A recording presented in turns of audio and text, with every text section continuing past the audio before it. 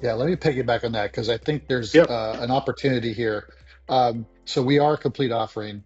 I know there's a lot of vendors that will claim to be complete, but I think there's also a unique way that we approach this, and I would like to maybe focus on it from the standpoint of maybe a task-focused way of managing resources versus more workflow. Can we maybe expand on this complete offering and maybe share with our audience maybe the distinction between them so that they can appreciate that when we say complete offering, it's complete offering with a unique benefit.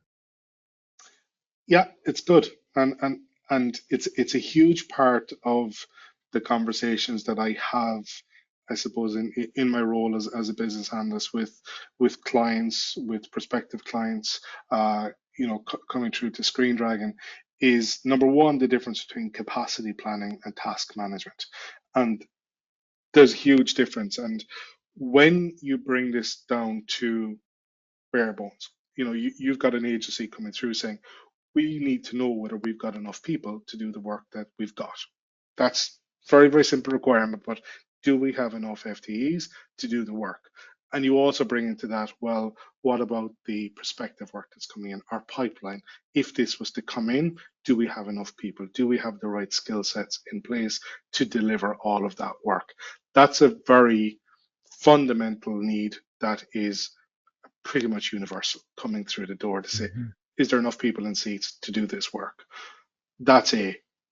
B is you will have project leads, account managers, etc., saying, I need to manage my work and how that goes through the system. I need to know timelines for my clients. I need to manage their expectations. We need to know when people are working and if they're going to be on leave. Do I need to shift dates out, etc.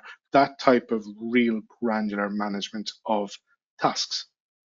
Mhm. In I think in a lot of systems, Jeff, these are one and the same.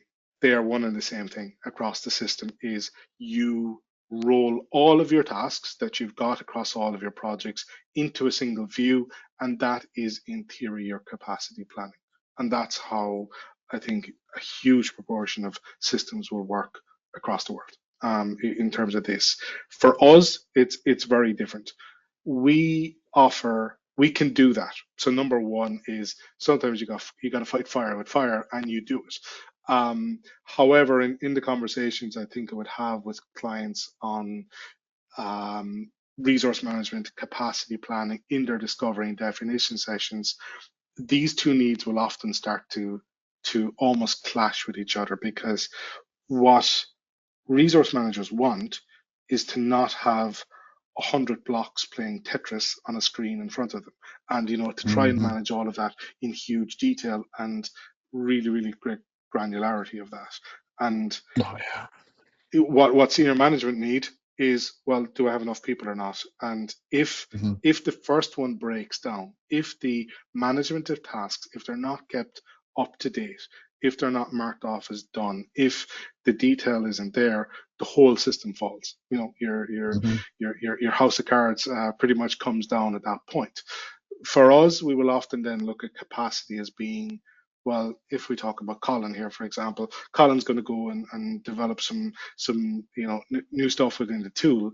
What I don't need to put Colin in to say, well, he needs to go and create a dev site, and he said that's not what needs to happen here. Colin knows how to do his job. He can go and do Mhm. that, right? What I need to do is Mhm. say, over a period of weeks or perhaps months, if it's a big, retainer item, Colin's going to be booked out for 8 hours a week, 20 hours a week, 15 hours a month, whatever it may be. Those big blocks go in. Now, from a capacity perspective, that's very easy to manage and hold, and it gives all of that information to leadership that's required. From a task perspective, then, we're not giving that up. We are saying then you now have two options that I can get into. I'll talk a little bit more about them, but we now have two distinct options for you operationally to manage your work going through the system. But from a capacity perspective, we tend to say, step back. What's the level of detail that you need here really to get to where you need to get to?